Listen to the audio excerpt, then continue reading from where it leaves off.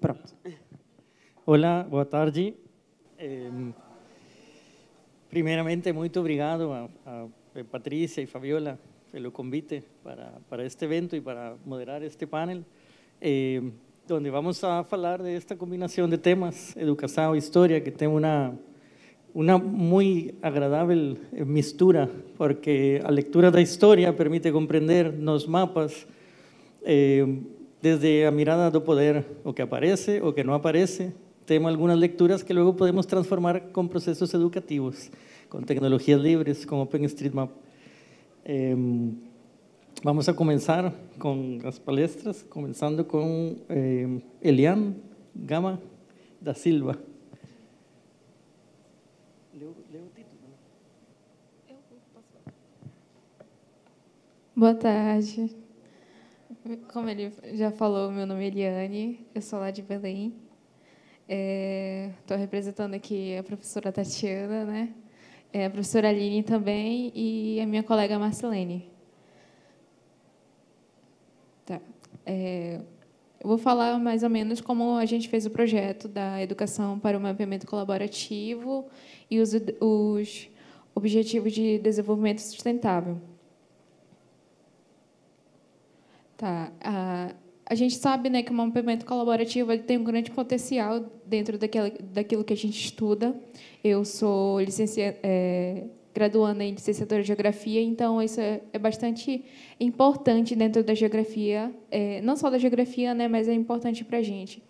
E conhecer mais ou menos o que as pessoas pensam das comunidades, como elas pensam, como elas podem colaborar justamente para esse mapeamento, porque nada mais, nada menos elas conhecem o território delas, então elas podem colaborar de uma maneira mais afetiva, elas podem falar aquilo que elas sabem, vamos supor, de uma venda que tenha na rua delas. Então, a gente olha assim e vê o nosso próprio território, justamente eles veem o próprio território deles com mais afeto do que eu poderia ver, né?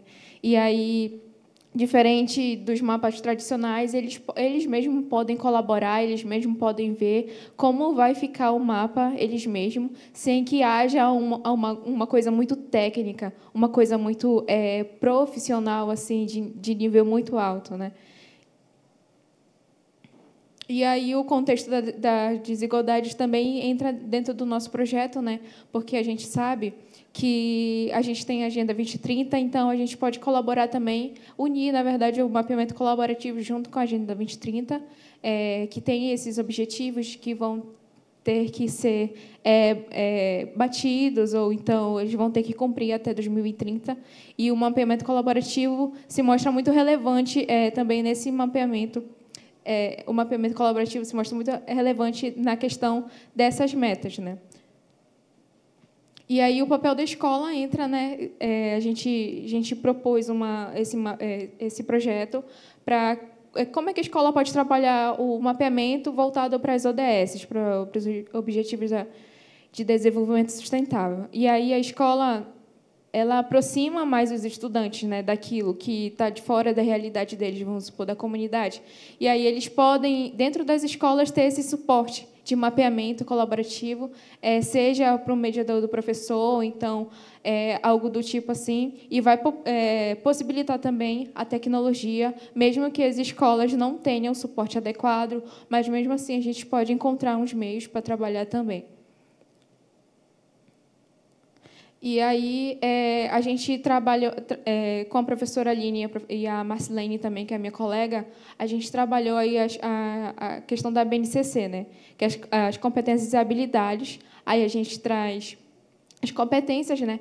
Que é a competência específica 5, dentro da geografia, que é utilizar as tecnologias digitais para compreender a transformação espaciais do processo socioambiental, e aí, em relação com o SM, a gente vai poder mapear a prática de leitura e analisar de forma crítica o território. Então, as pessoas, os alunos, na verdade, podem usar a ferramenta e a gente pode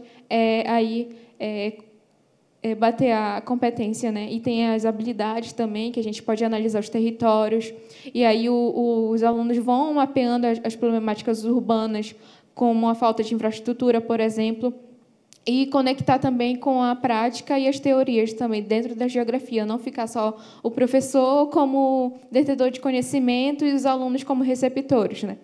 E aí a gente pode investigar também a questão das situações socioespaciais, os locais e os globais também. E aí os alunos, a gente faz a reflexão sobre as realidades locais, de fato, dos alunos, né?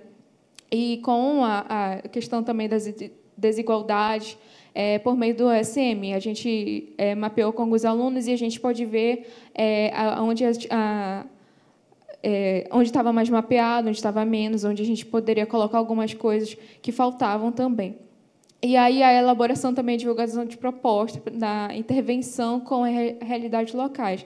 E aí os estudantes se conectam com o mapeamento aos ODS, né? E a gente pode usar os ODS e discutir as alternativas que podem melhorar as próprias comunidades deles. Eles podem falar. E aí a experiência do projeto aconteceu em 3 escolas, especificamente, da região metropolitana de Belém. Uma delas foi o IFPA, né? A gente é lá do IFPA. E aí a gente pode ver nas outras 2 escolas o contexto das escolas estaduais, por exemplo. E aí a nossa pesquisa foi financiada pelo PIBEX, né? CNPq, dentro de um edital que garantiu esse suporte para a gente ir até as escolas e garantir que a gente pudesse chegar até lá e dar o suporte técnico e também ajudar os alunos a terem esse contato com a geotecnologia também, que é o OSN. E aí a gente promoveu as oficinas, a gente deu o suporte básico da questão da geografia em si, do cotidiano deles também, e conectou com o mapeamento colaborativo, justamente vinculado às discussões sobre as ODS. E os materiais e recursos, né? A gente elaborou mais ou menos os vídeos educativos, o roteiro da atividade, a gente, junto com o pessoal, o resto da equipe, né? A gente propôs as atividades, os apoios das oficinas. E aí a gente teve os textos explicativos, justamente mostrando que as ODS, por mais que, vamos supor, a COP, ela aconteça lá no Pará, lá em Belém, especificamente, mas as crianças, os adolescentes, na verdade, eles não tinham esse suporte, eles não sabiam ainda o que eram as ODS, ou se sabiam, era tipo, muito por alto e tudo mais. E aí a gente pode levar os vídeos também, que a gente sabe que só a gente falando e mostrando tipo, um slide, a gente pode mostrar os vídeos educativos da ONU mesmo, que facilitou a aproximação. E teve as oficinas, né? As oficinas, as mapatonas, as oficinas de mapeamento, justamente a gente falava o que era o ACM, a gente explicava, dialogava com as crianças, com os adolescentes, e dava a prática também do mapeamento. A gente dava a teoria, também dava a prática. A gente ensinou eles a mexer no OpenStreetMaps mesmo. E aí os estudantes criavam contas e eles mesmos mapeavam. Tipo, ficou muito livre mesmo. Eles mapeavam ao redor da escola, ao redor da casa deles, da rua onde moravam, ou então até mesmo de parentes. E aí as oficinas... dentro das oficinas, a gente também propôs a questão dos questionários, né, e as experiências vividas por eles também. Aí foi melhor para a gente ver a compreensão, ver como eles compreendiam a questão do mapeamento e também se eles se interessavam ou não pelo tema. Essa é a Marcilene e bem atrás é eu. E aí os efeitos que a gente teve com isso, com os primeiros contatos, né? Então, foram basicamente mais de 100 alunos que a gente trabalhou, e aí a gente viu que só 4 pessoas conheciam, respondendo os nossos questionários, só 4 pessoas conheciam justamente o que era o OSM, e eles eram alunos do IFPA e também uns dos voluntários também, que trabalham junto com a gente. E aí a gente vê a grande diferença aí dos alunos que não conheciam essa geotecnologia. E aí, uma das respostas o que você achou, né, qual é a sua importância? Aí eles respondiam que não sabiam e tudo mais, que tinham várias respostas. E aí os alunos tiveram grande facilidade e outros não também. E isso mostrou justamente o uso da tecnologia, tipo, de mapeamento e também do uso dos computadores, porque muitos deles não tinham. E aí o aluno que conheciam e falou que a importância dela justamente era uma ferramenta que colaborava com o mapeamento e permitia que os usuários de todo o mundo contribuíssem para os dados geográficos. E aí tem uns outros que se relacionavam com as ODS especificamente, né?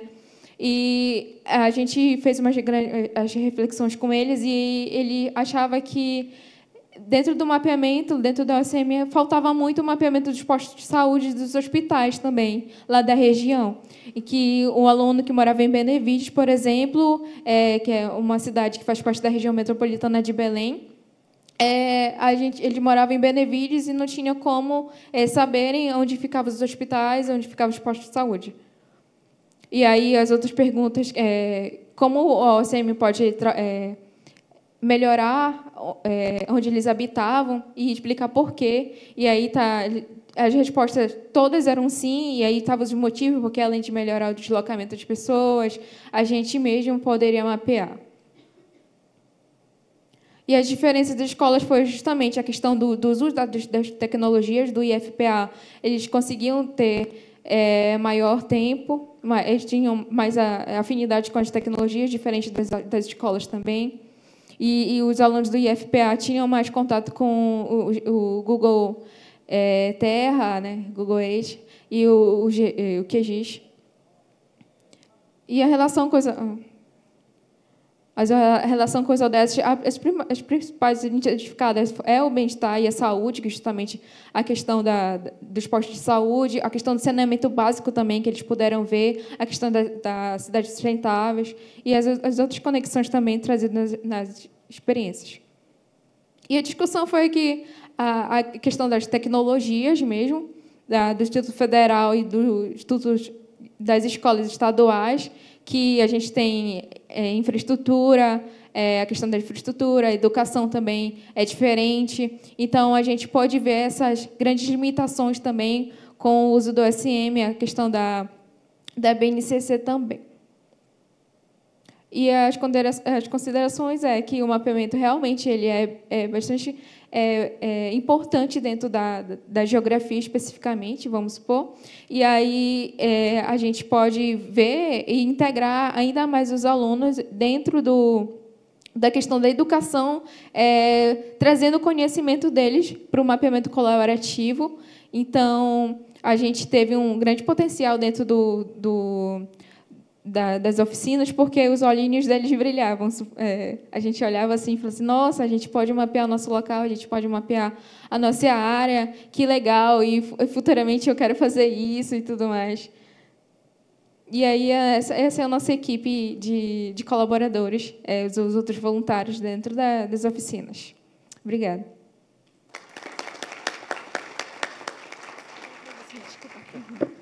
Vamos a continuar con la siguiente presentación, Cartografía Histórica Inteligente, un estudio aplicado a extracción de vías, ejidos en mapas antiguos de Curitiba. Stephanie Dayan Batista da Silva y Eliane da Fátima Benz.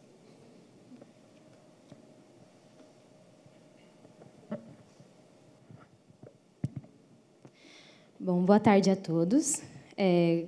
Como o Rai me apresentou, eu sou a Stephanie, sou engenheira cartógrafa e agrimensora, formada na Universidade Federal do Paraná.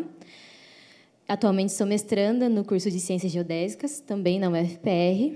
Minha amiga Lilian, também engenheira cartógrafa e mestranda no curso de Ciências Geodésicas, também na UFPR. E hoje a gente vai apresentar para vocês o nosso trabalho, que tem como título Cartografia Histórica Inteligente, um estudo aplicado à extração de vias e rios em mapas antigos de Curitiba. Ai, Jesus. Foi. Então, falando um pouco sobre os mapas históricos, eles são muito mais que os documentos visuais, né? A gente tem mapas de épocas que realmente não se tinham outras informações quando você queria ter uma localização, não era igual hoje em dia, que a gente está com o celular fácil.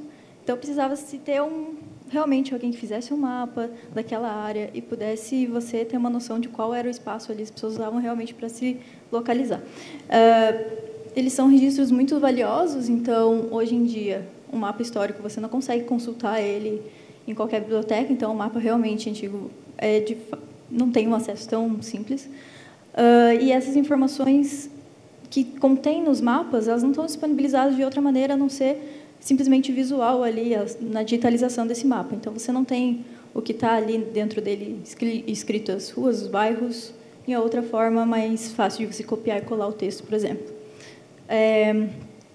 Então, para a extração de dados desses mapas, a gente percebeu que existiriam muitos desafios, sendo deles, como são documentos digitalizados, eles têm problemas com rasura, baixa definição, muitas vezes, dessa digitalização, problemas com o armazenamento, então, alguns, às vezes, têm manchas, têm rasuras de dobras, rasgos mesmo, e, às vezes, o pessoal vai lá e cola uma fita e fica mais manchado do que estava antes.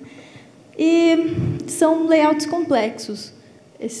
Depois vou mostrar outros exemplos ali, mas tem mapas que são artísticos, eles têm tipografias trabalhadas, são realmente uma obra de arte, muitas vezes, porque eles são realmente um trabalho manual, né? Principalmente os mais antigos. E outro problema que a gente teria é reconhecer os textos contínuos, porque, muitas vezes, eles não estão alinhados, como é hoje em dia, às vezes estão, devido a ser escrito manual ou simplesmente pelo trabalho do artista que fez, ele escreve em modo curvas. Segue o formato da geometria, né? Então, às vezes, tem ali o contorno do estado, sei lá, da cidade, no caso, e o escrito vai seguir ali toda aquela dobra do limite, daquele desenho que o artista representou no mapa. Isso. Pode passar, está.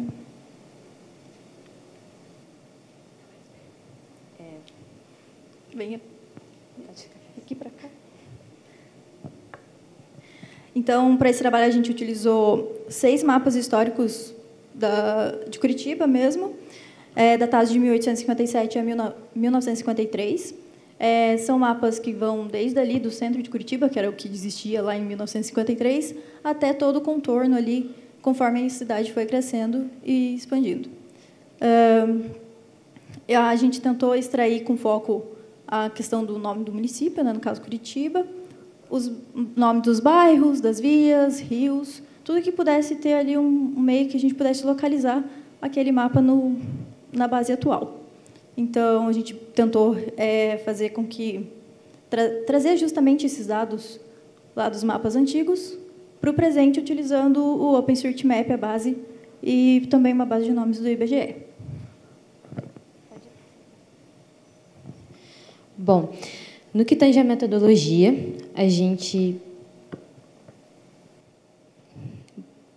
a fonte não dá para enxergar muito, mas vamos lá. Nós fizemos o desenvolvimento em 3 etapas. A primeira, que não dá para enxergar muito ali, seria um pré-processamento. Como a Lilian comentou, esses mapas, às vezes, a digitalização não tem uma boa qualidade.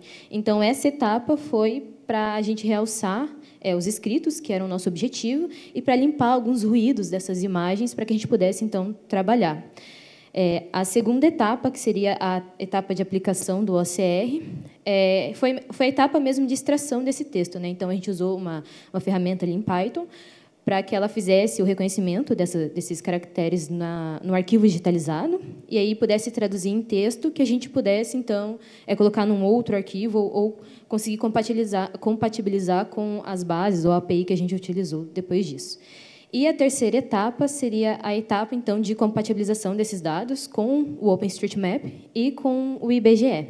E ainda um armazenamento dessas informações. A gente fez ali um HTML, né, com leaflet para poder espacializar e trazer também um conjunto de ferramentas visuais para a gente poder olhar, né, na base atual onde que essas informações estão contidas. Pode passar. Bom, aqui uma ilustração, né, dos resultados da metodologia.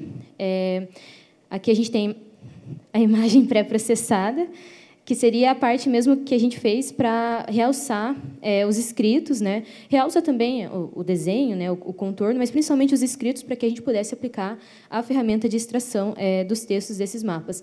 Como a Lilian comentou, vocês podem observar que eles são bastante diversos, assim, né? O layout é bastante complexo, não é algo que a gente costuma ver hoje em dia. Os mapas mudam muito.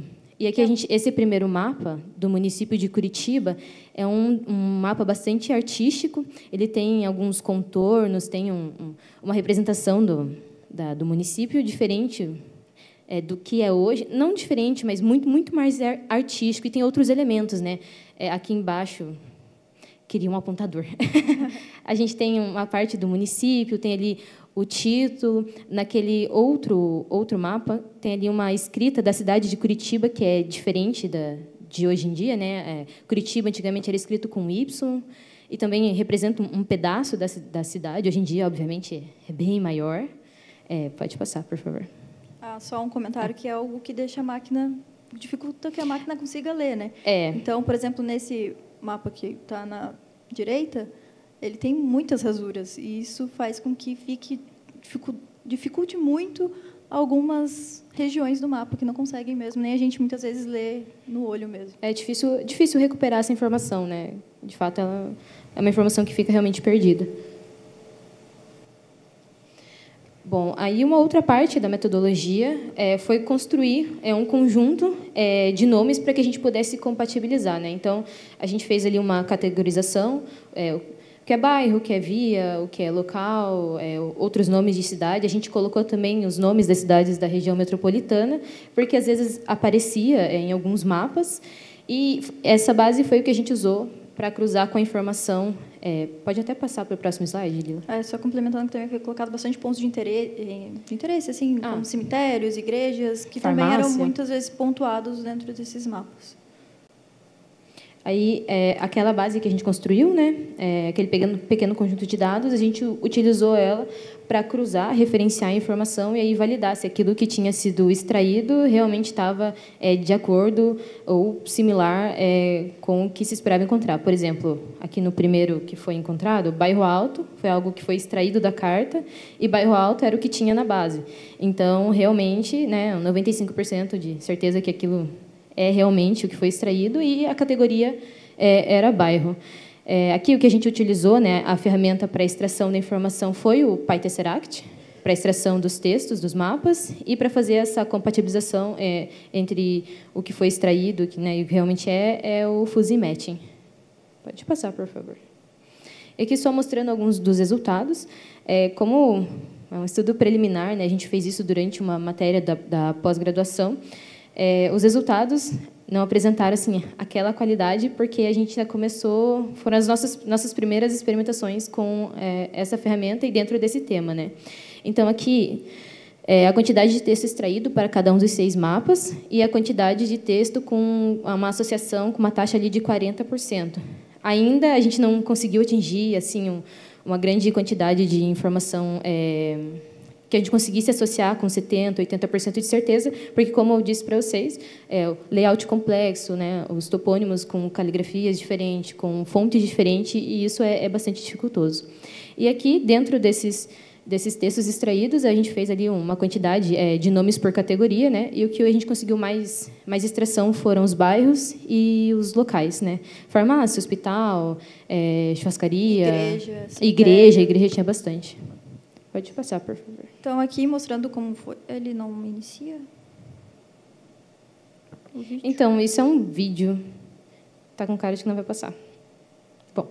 Deixa eu ver. Não. Enfim. Mas o resultado final, né, uma representação em fólio, onde apresenta um bundle box da área aproximada onde esse mapa está localizado. Infelizmente não funcionou o vídeo, mas ele também inclui os pontos de interesse, os pontos encontrados como as vias, os rios, onde não exatamente muitas vezes está todo o curso do rio, mas onde aquele rio está presente ali dentro dessa área de interesse que a gente conseguiu, digamos que, contornar ali, que é onde o mapa está mesmo presente. Também a gente tem alguns outros pontos que saem dessa área, mas aí a gente já consegue excluir que realmente não são referentes à área que a gente está com interesse, que é dentro dessa parte do mapa, que seria ali o centro de Curitiba ou região.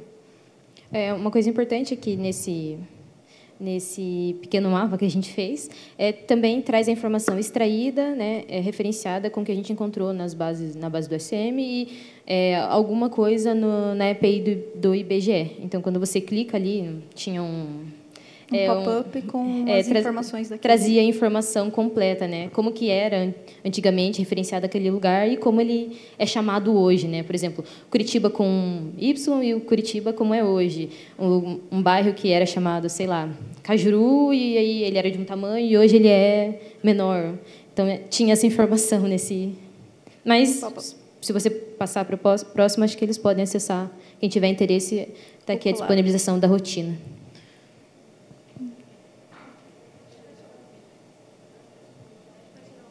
Ah, sim, tem que tirar o vídeo para conseguir ler o QR Code. Mas, só concluindo, então, o que a gente teve dificuldades foi justamente esse reconhecimento de texto contínuo, que é algo que a gente quer buscar aprimorar. Aprimorar também as etapas da metodologia para obter os melhores resultados. Então, a gente sabe que tem ainda muita coisa a melhorar para essa compatibilização ter um reconhecimento melhor. Como a Stephanie já comentou, né, um estudo preliminar, então, realmente, é só o comecinho ali para algo que pode virar um estudo muito grande sobre isso. E o final que a gente gostaria de ter é um melhor georreferenciamento e um mais assertivo da área exata do mapa. Então, conseguir colocar ali o mapa também dentro da base e conseguir fazer essa verificação de que, realmente, esse mapa está dentro dessa área que a gente conseguiu chegar. Mais alguma? Não, acredito que seja isso.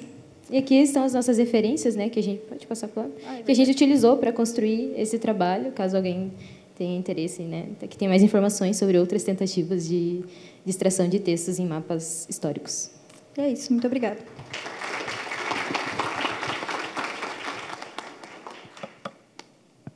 Vamos a continuar com a seguinte palestra de Jacqueline Lima Amorim. Invisibilidade cartográfica, comunidades quilombolas no OpenStreetMap.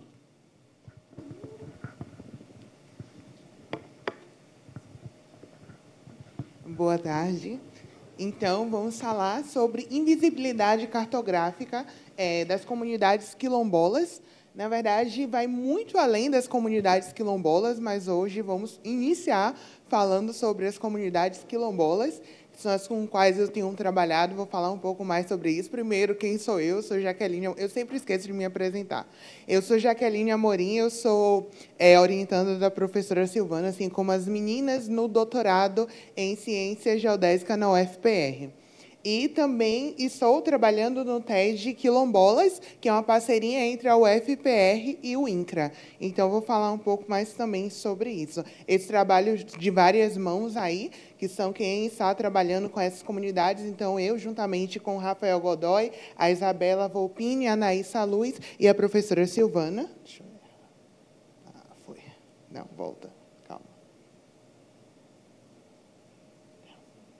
Ele está revoltado.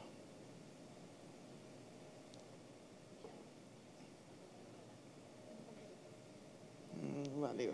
Agora foi. Então, o que vamos falar sobre isso? Quando estamos falando sobre o mapeamento de comunidades quilombolas, estamos falando sobre o processo de democracia, estamos falando sobre geopolítica que sirva como justiça. Então, quando a gente pensa em mapeamento, o mapeamento é uma das formas de se trazer justiça e democracia também, assim como visibilidade. Porque... lembrar aqui para lá. Porque quando pensamos em comunidades que são invisíveis ou invisibilizadas, podemos dizer assim, são comunidades que a gente não está vendo, não está olhando para elas, logo a gente pensa nas cidades, principalmente em favelas.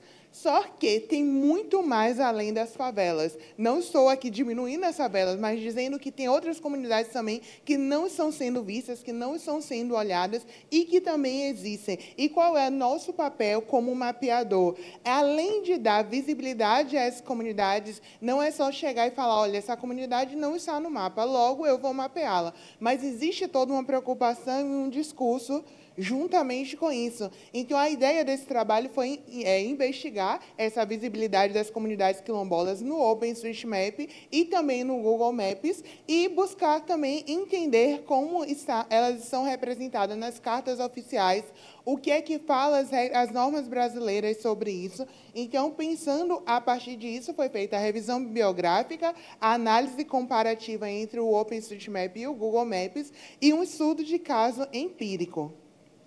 Então, no último censo do IBGE de 2022, foi constatado que no Brasil há mais de 7 mil comunidades quilombolas, em mais de 8 mil localidades e mais de 1,33 milhões de pessoas vivendo e se reconhecendo como quilombolas. Então, é um número muito grande e expressivo para a gente simplesmente fingir que não existe. E lembrando que até o censo de 2010 não tinham perguntas específicas no censo sobre comunidades quilombolas. A partir de 2010 passa a ter no censo perguntas específicas e a partir de 2022 saem resultados específicos para essas comunidades.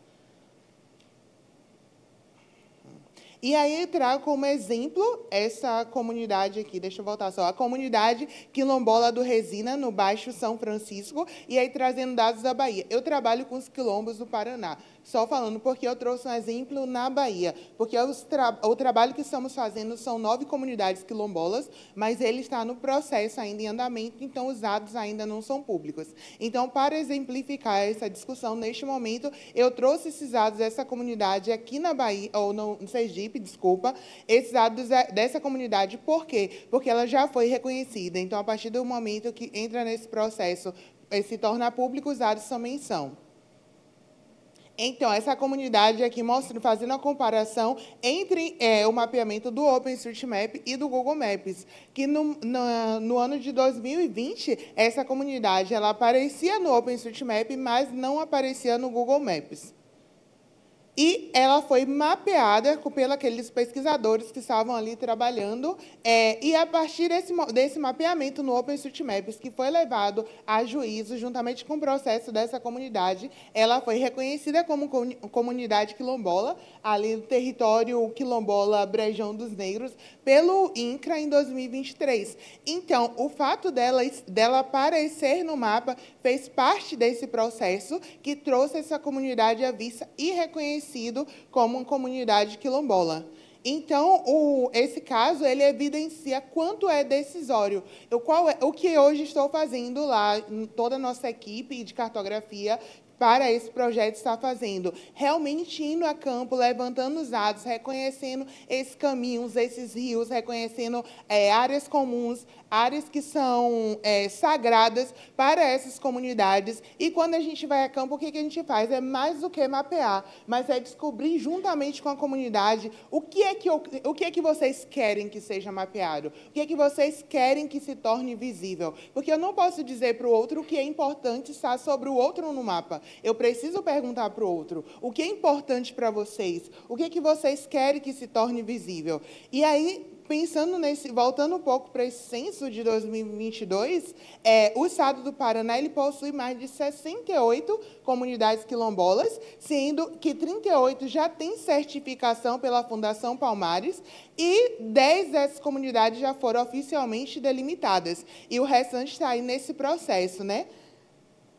E quando a gente olha para o mapa do Paraná, agora eu também queria deixa eu ver, não vai ao apontador. Mas quando a gente olha para o mapa do Paraná como um todo, Curitiba está bem ali naquele conglomerado ali de vermelhos, aí estão mostrando a localização das comunidades quilombolas. E por que esse mapa é importante? Aí a gente olha quando a gente vai olhar no OpenStreetMap, a gente vê as comunidades quilombolas que foram apresentadas no Brasil, lembrando lá do número oficial, que são mais de 7.000 comunidades no Brasil. No OpenStreetMap, a gente vai ver um pouco mais de 500, e quando a gente vai para o Paraná, aparece apenas uma comunidade que está mapeada já no OpenStreetMap, e no Google Maps são apenas 5.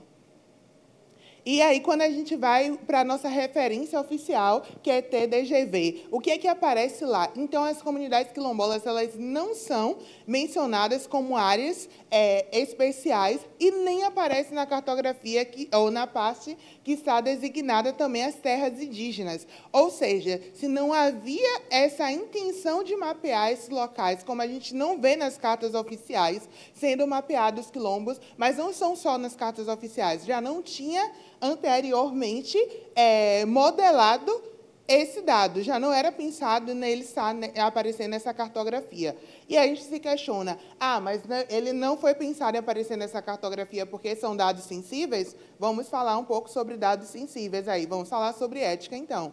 E aí, antes de entrar nessa discussão de ética, eu apresento 2 mapas aqui, todos dois de 1800. Aí a gente tem o primeiro, que é o mais claro. Ele é da América Latina e ele vai aparecer apresentado numa comunidade quilombola ali na Baía de Paranaguá, no Paraná, ali perto de Curitiba, mas quando você vai para a carta oficial, não está representado a comunidade quilombola, mas você pode ver outras coisas representadas, como os índios, por exemplo, aparecem como índios bravios, que são índios que não foram reconhecidos como que se aproximaram da cultura. Eles vivem na cultura dele, afastados de todo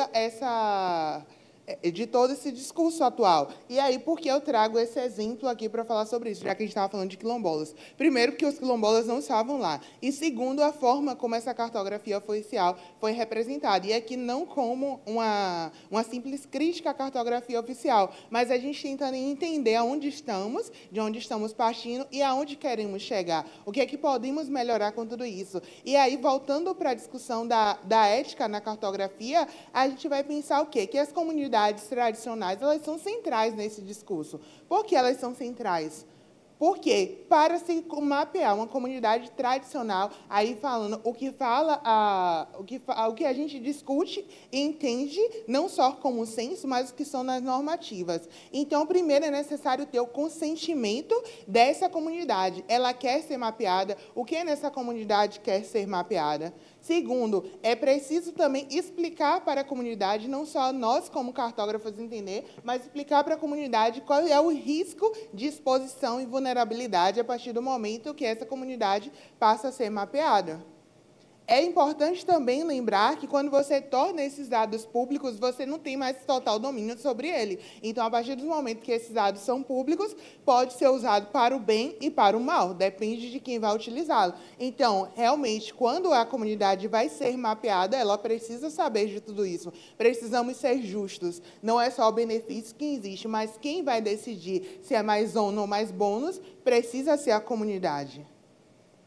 É também preciso pensar na justiça espacial e o direito à invisibilidade. Ou seja, algumas comunidades vão decidir que querem ser mapeadas, outras vão decidirem que não querem ser mapeadas, seja no nosso mapeamento colaborativo, ou seja nos dados oficiais. E também vai precisar ser respeitado nesse processo.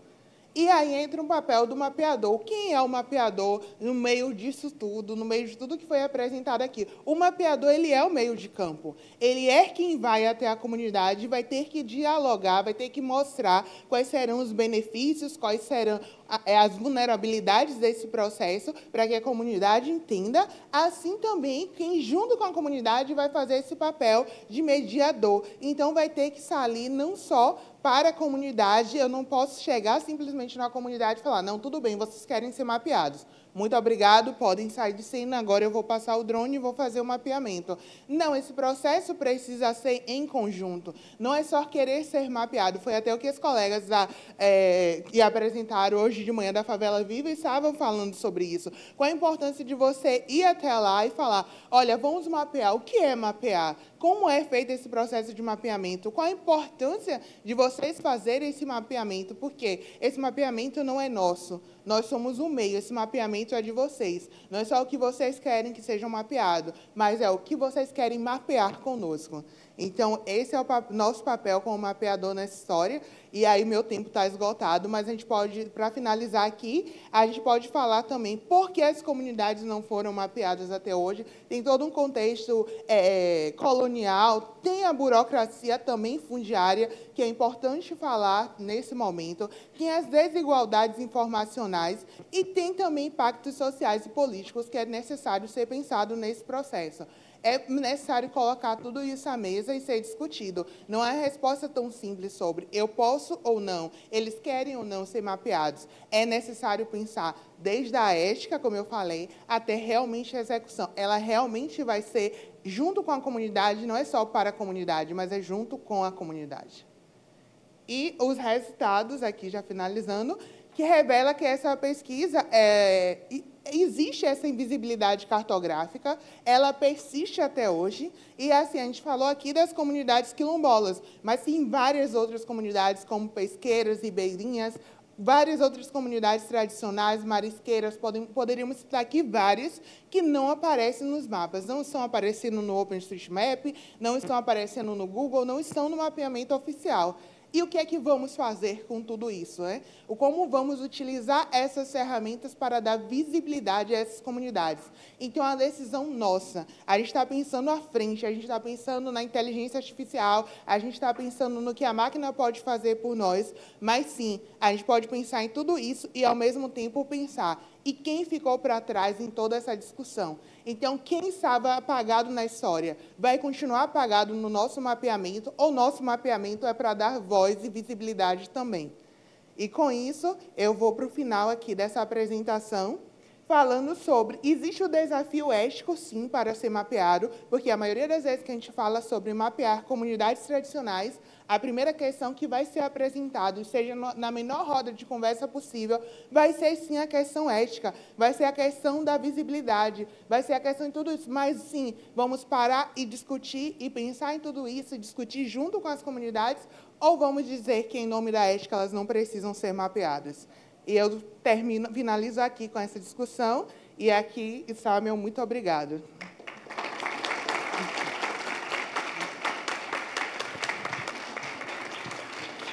Vamos a continuar con a cuarta palestra a cargo de Bruno Leonardo Gonçalves e Castro, mapeamento colaborativo da Caatinga, experiência de proposta pedagógica para a educação básica.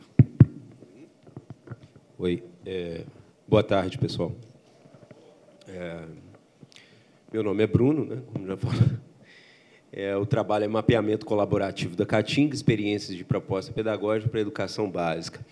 Esse trabalho ele foi... Bom, deixa eu me apresentar, né? Eu sou professor da Universidade do Estado da Bahia e trabalho num curso de Geografia. E esse trabalho foi desenvolvido junto com outras pessoas, professora Isabela, professor Renato Leda. Foi um trabalho para contribuir para um trabalho que já vem sendo desenvolvido em Santa Bárbara, no município de Santa Bárbara, que alunos do ensino médio vêm desenvolvendo, tentando identificar espécies para a produção de cosméticos, para a identificação do uso medicinal de espécies da caatinga. Então, a gente contribuiu já com esse trabalho no sentido de identificação de espécies para mapeamento e facilitar a identificação dessas espécies e os alunos conhecerem novas ferramentas e contribuir para a comunidade de modo geral. Então, a primeira coisa que a gente deve pensar é que o mapeamento dos biomas, né, pode ser beneficiado pelo mapeamento colaborativo, né, e sendo mapeado pelas comunidades que vivem, né, sob esses biomas, né? Na Caatinga não é diferente, E, com isso, a gente pode denunciar, né, perda da diversidade desse bioma tão rico, né, e utilizar de políticas públicas que consigam diminuir os impactos que vem sofrendo, principalmente nos últimos anos. Só para a gente ter ideia, né, isso talvez muitos de vocês já saibam, mas é sempre bom lembrar da riqueza da Caatinga, né? Ela tem mais de 862 mil quilômetros quadrados, né? Se estende por 9 estados do Brasil, sendo 10% do território nacional, né? E 53,49% da região Nordeste. Nos últimos 37 anos, tem sido degradado, 25% desse bioma tem sido degradado, segundo dados do Mapbiomas. Para vocês terem ideia, nesse levantamento, né, 16% da lâmina d'água, né, ou seja, a água de superfície, ela desapareceu, né? E isso, num contexto de mudança climática, isso é extremamente assustador, né? Tanto é que a gente está vendo aí áreas do semiárido se tornando desértica, né? Bom, então aí a gente teve o objetivo desse trabalho, desenvolver uma metodologia para mapeamento colaborativo de espécies da Caatinga por alunos do ensino médio da Escola Estadual Carlos Tavares, lá em Santa Bárbara.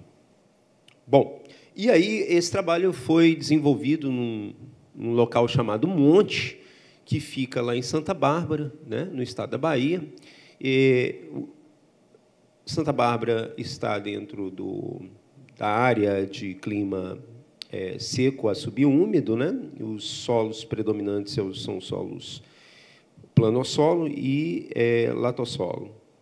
Bom, a metodologia que a gente utilizou foi a formação de monitores na graduação para que eles repassassem toda a formação técnica de conhecimento de software, de interpretação visual de imagem, de conhecimento sobre problemas e aspectos relacionados à Caatinga, né, à degradação, e as principais espécies encontradas na região, entender sobre a ecologia local. Então, isso foi passado para os alunos da graduação, e os alunos da graduação, como tutores, fazerem esse trabalho junto aos alunos do ensino médio. Então, no outro momento, a gente teve essas ações sendo desenvolvidas, mini-cursos sendo desenvolvidos com os alunos do ensino médio. E, após isso, né, a gente fez a formação com esses alunos e desenvolvemos a atividade de campo com esses alunos. Eles aprenderam, além de manusear o OpenStreetMap, né, a gente trabalhou com aplicativos como Mapillary para o reconhecimento no campo e depois tirar as dúvidas em gabinete, mas em campo a gente utilizou também o OSMAnd para poder subir os pontos que foram localizados no campo, né, das espécies que foram levantadas. Também com PlantaNet, esses alunos eles já tinham conhecimento local sobre várias das espécies, já da atividade que eles já haviam desenvolvido, e por morarem na cidade, né, e ter convívio com a Caatinga no seu dia a dia. Então, eles já tinham algum conhecimento de algumas espécies da Caatinga. E o PlantasNet ele ajudou no sentido de tirar dúvidas no campo, né? E aí, obviamente, que isso depois a gente está avançando esse trabalho, inclusive para depois a gente conseguir fazer cicatas e levar para herbário. Foi utilizado o GPS e ficha de campo, né? Um aparelhinho Etrex. Bom, os resultados, né? No resultado, né, a ideia era fazer um levantamento de como que essa atividade, como que esse processo pedagógico foi desenvolvido, e os alunos receberam esse processo com empolgação, como eu vi a minha colega falando aqui, né, como foi legal trabalhar com alunos do ensino médio. Fora essa satisfação, né, a potencialidade do uso dessas ferramentas para continuar esse trabalho, para perpetuar o mapeamento colaborativo, para contribuir para a sua comunidade no sentido do trabalho extrativista, né, de forma sustentável, Além disso, faz um trabalho no sentido de manter a caatinga em pé, né? Então, a gente, pelos questionários que nós aplicamos, nós sentimos que isso foi passado. Bom, e aí nós verificamos, para além das espécies, a gente verificou também a fitofisionomia que a gente encontrou no monte, que, na verdade, geomorfologicamente é um morro, né? E aí a gente identificou duas fitofisionomias, né? A savana estépica arborizada e a savana estépica florestada. A savana estépica florestada, a gente tem árvores com mais de 2 metros de altura, e a savana estépica arborizada é menor que 2 metros de altura. A gente encontra a savana estépica arborizada mais na encosta e mais no cume a gente encontra a maior quantidade de espécies em savana estépica florestada. Tá? Esse é um perfil topográfico e fisionômico feito na área de estudo. Bom, das espécies que a gente encontrou, a gente tem a Amarilis, que está na primeira ali, a segunda, a eu sempre confundo, vocês me perdoem que eu não sou botânico. Stigmaphyllum, né?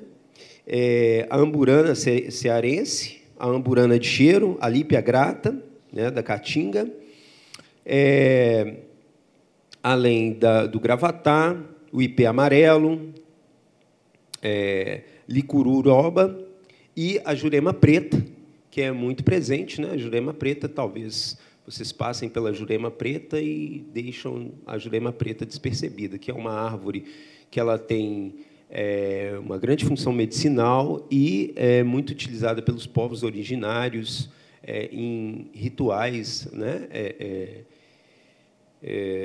Religiosos. Na Umbanda também é utilizado. Então, ela é uma árvore sagrada, né? E ela tem propriedades medicinais fantásticas, inclusive em relação à depressão.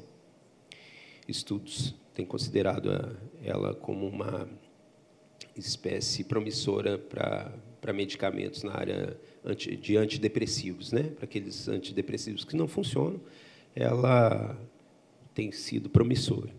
Bom, então a pesquisa se mostrou promissora na disseminação do conhecimento do mapeamento colaborativo para levantamento de dados da caatinga na comunidade. Houve uma aproximação entre o saber tradicional dessa comunidade com esses alunos que já convivem com a caatinga, né, e as geotecnologias para entender essa diversidade da vegetação. E o processo metodológico foi eficaz, né, apresentando novas ferramentas para os alunos e maior dinamização da aprendizagem da cartografia, da geografia, da ecologia, da biologia e educação ambiental. Ou seja, as pessoas, quando mapeiam, né, quando produzem os seus dados para entender, né, isso que a gente chama de espaço geográfico, elas começam a compreender processos que ocorrem nessa superfície na qual elas habitam e entendem como que ocorrem esses processos e podem, então, cobrar das políticas públicas melhores condições de viver, de habitar e de conviver com o ambiente. Muito obrigado. Tempo esgotado certinho. Esse é o nosso coletivo. Eu falei, eu faço parte do capítulo de Serrinha e o FIMEIP Serrinha. Muito obrigado.